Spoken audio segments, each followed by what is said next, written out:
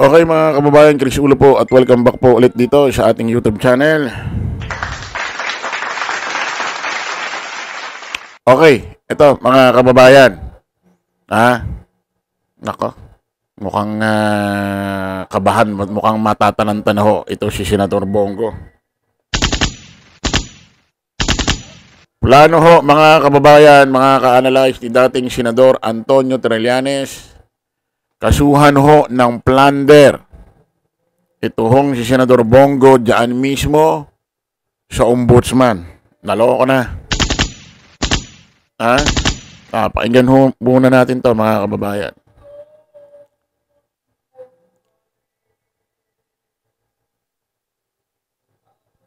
Para maliwanag, na nakakuha ng 7 billion pesos worth of projects yung tatay at kapatid ni Bongo because of the influence nilang dalawa ni Duterte.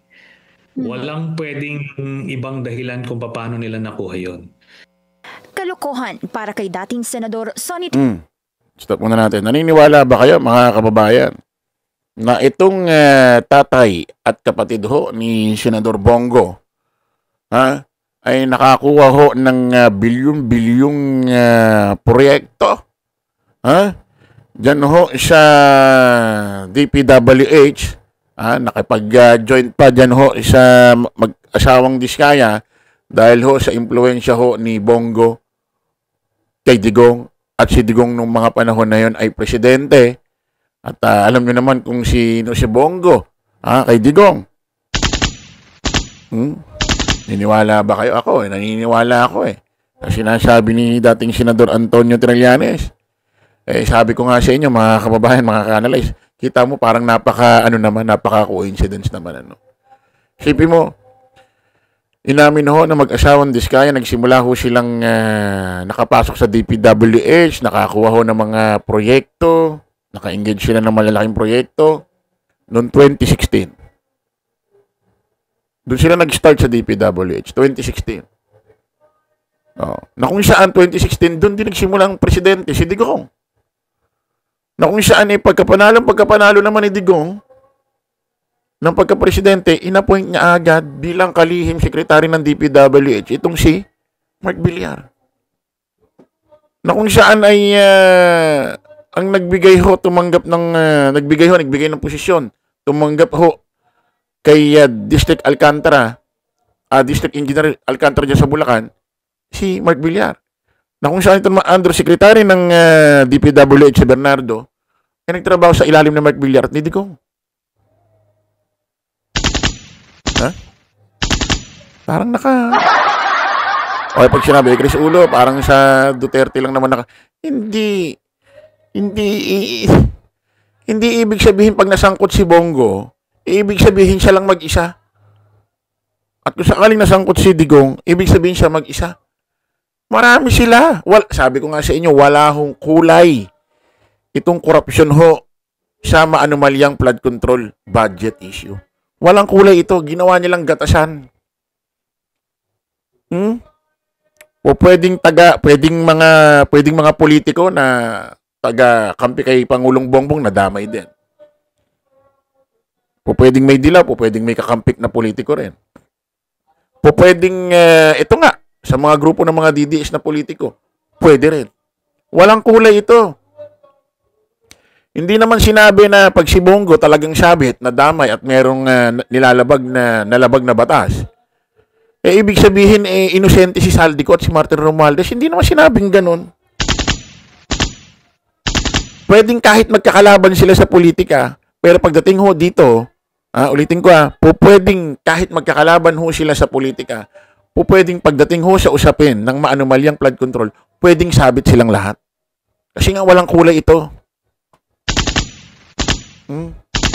So, mali yung sinasabi ni Bongo sa kanyang press ko na ando doon na papunta na sa taas na, kukuha na yung mastermind Bakit biglang aatras? Bakit biglang liliko? Bakit? Sinabi ba na pagdamay ka, sila inosente? Wala namang ganun. Nagsisales to ka lang Pang-uuto lang yung ganung paliwanag. Hanggang natin ulit. Ni Trillanes ang paghugas kamay ni Senator Bongo. Idiniin kasi ni Go na hindi niya tinulungan ang kanyang pamilya sa kanilang government contracts at hindi niya raw kilala ang tinaguriang flood control king and queen na sina Curly at Sara Diskaya. Ama ng senador, si Desiderio Go, ang owner ng CLTG Builders. Half-brother naman niya si Alfredo Go, ang may-ari ng Alfredo Builders and Supply. Ang dalawang kumpanya, base sa COA records, nakalikom ng halos 7 billion peso worth of contracts sa loob ng higit isang dekada. Mapili ko ba yung kamag-anak ko? Kung pwede lang pumili ng kamag-anak, papalitan ko yung kamag-anak ko.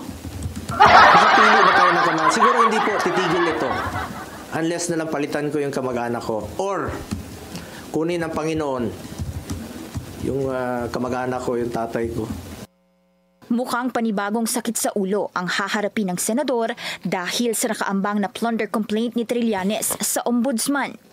Una na siyang naghain ng graft at plunder charges laban sa senador at kay FPRRD last year. May mga bagong mga kontrata na nakita kasi yung mga dokumento na attachment ko nung una, mga annexes, hanggang 2018 lang or just before I ended my term in the Senate.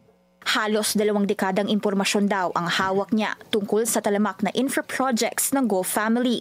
Sa pagtatala ng COA, mula 2007 hanggang 2018, halos 4.89 billion peso worth of projects ang na-award sa CLTG Builders.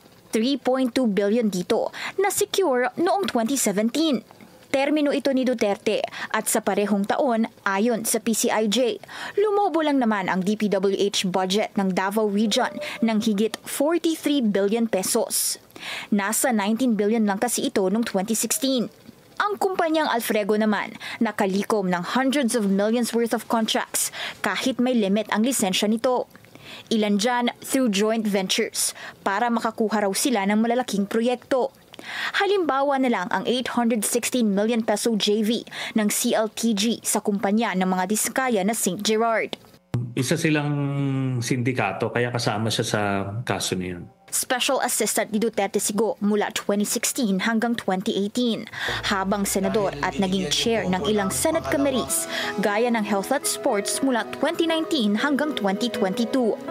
Sa ilalim ng batas, kapag napatunayang may illegal benefits na at least 50 million ang pamilya ng isang opisyal dahil sa influence nito, pwede silang managot dito.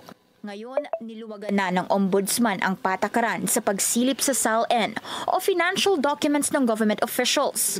Pero ani Trillanes, tututukan niya muna ang mga kaso laban kina Go at Duterte bago niya silipin ang SALN nila.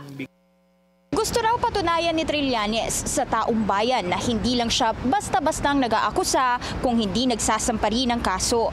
Sa kabila raw ng mga emisaryong pinapadala sa kanya, sinasara raw niya ang pinto at hindi ito uubra. Para sa agenda, Hannah T. Ayan, maliwanag ho mga kababayan. Linggo, Lunes, palalaman ho natin kung Lunes o Martes ho magsasampa ng kaso ng plunder ito hong si dating Senador Antonio Trillanes. Dito ho kay Bongo. Ito si Senador Bongo po nagsasalita ito, malumanay. Tapos parang may halong paawa effect. No? Tapos marami rin kasing naniniwala dito kasi merong pinampaparanto sa sarili niya, yung Malasakit Center. Na kung saan sa gobyerno din naman. Sa gobyerno din naman yan. Kasi ang Malasakit, mga kababayan, Malasakit Center, ang mga nagko-contribute dyan para magkapondo, ang alam ko, DSWD, PCSO, at iba't ibang ahensya pa. Baka akala ho ng taong bayan ang Malasakit Center kay Bongo, hindi ho, sa gobyerno ho yan. Ewan ko dyan, bakit siya na lang lagi ang nandiyan dyan? At ito, pag nagsalita ito, parang lagi may paawa effect Alam nyo mga kababayan, aminin natin, itong si Senador Bongo, hindi ho talaga kilala ito, Luzon, Visayas, Mindanao. Nakakilala lang ho ito dahil kay Digong. Dahil kahit saan nga magpunta ito, magpa-interview si Digong, lagi hong nahagip ito ng camera, lagi hong nasa kanang tagiliran, kaliwang tagiliran ni Digong, minsan nasa likod. Walang na nga lang, kumandong ito habang ini-interview si Digong eh. Doon ho nakakilala yan eh. Wala naman ho naging kahit anong posisyon ho yan eh. Sa gobyerno na binoto ng mga botante, wala. Kundi senador. At tumakbo ho ng 2019 yan. Naniniwala ba kayo mga kababayan ng isang alalay kapag natuto? Kapag natuto ho, kapag tinuruan ho ng amo, kapag natuto ang alalay, mas magaling pa sa amo.